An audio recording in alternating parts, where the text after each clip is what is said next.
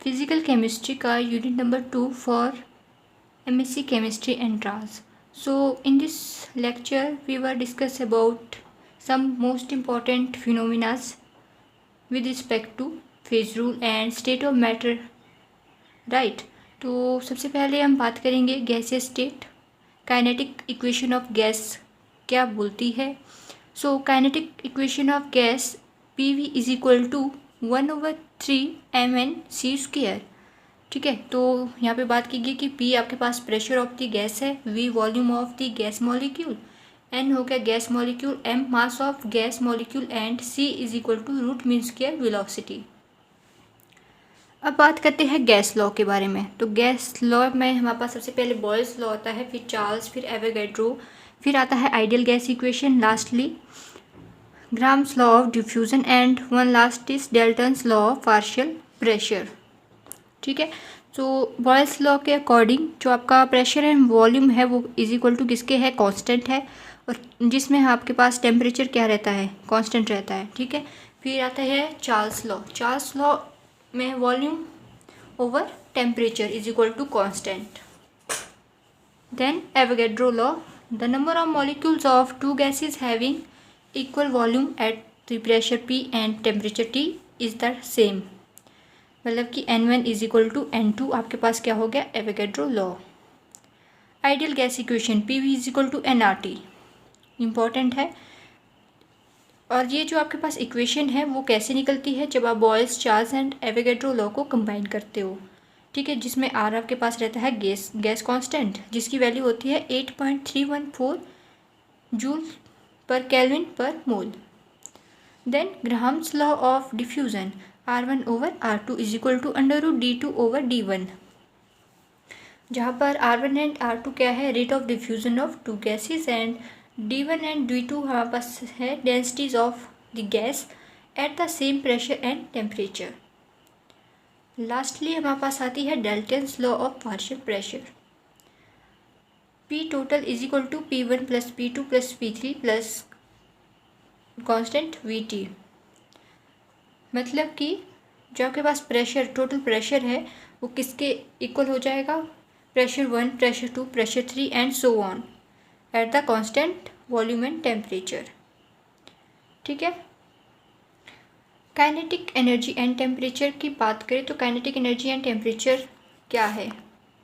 तो kinetic energy का relation होता है 3/2 PV is equal to 3/2 nRT for n moles of the gases. Then Maxwell distribution of velocities.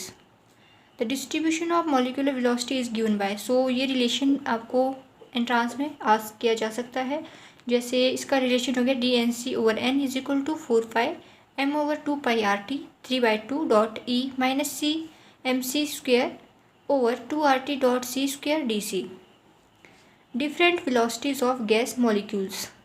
सो ये इसकी कुछ 3 टाइप की है. मोस्ट प्रोबेबल वेलोसिटी होती है, average and root mean square velocity होती है. उसकी वैल्यूज़ है, आप उनको एक बार अच्छे से देख लेना. ठीक है, सो जो इस यूनिट में मोस्ट इम्पॉर्टेंट एक क्वेश्चन है वो है फेज रूल के अकॉर्डिंग. तो फेज रूल आपके MSc के एंट्रांस में या तो डायरेक्ट वे में पूछा जाता है क्वेश्चन इससे, या फिर इनडायरेक्ट वे में. ठीक है, हो सकता है आपको पूछे, इक्वेशन दे दी कि इनमें से कौन सा आपका फेज रूल ओबे हो रहा है.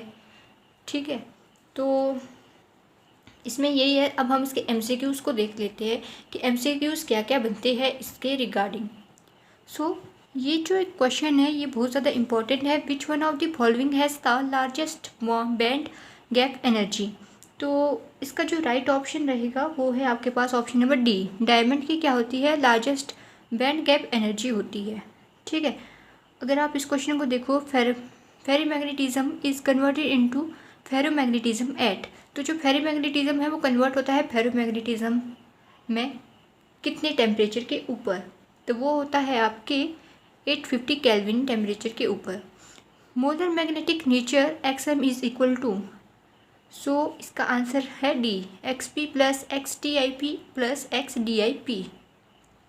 Okay, an element of group 13 is added in small amount to gallium crystal. The doped crystal act as.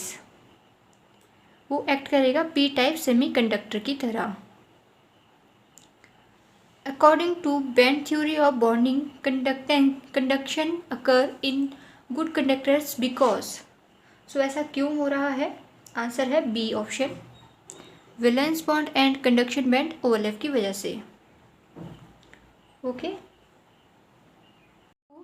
Phase rule आपसे पूछा जा सकता है कि फेज रूल की इक्वेशंस बताइए, फेज रूल क्या है। तो F is equal to C plus two minus P, जहाँ पर पी आपका क्या होता है, नंबर ऑफ फेजेस। ठीक है, सो एक क्वेश्चन है, according to Maxwell distribution as temperature increases the fraction of the molecule moving about the root mean square speed. So इस क्या हो जाएगी, स्पीड भी हमारी इंक्रीज हो जाएगी। Answer A is right. In a closed packed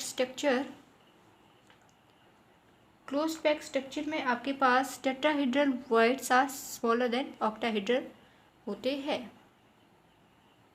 if helium is allowed to expand in vacuum it liberates heat because. सो ऐसा क्यों होता है कि ये हीट को लिबरेट करता है? क्योंकि the critical temperature of helium is very low. जो हीलियम का क्रिटिकल टेम्परेचर होता है वो बहुत ही ज़्यादा क्या होता है, लो होता है।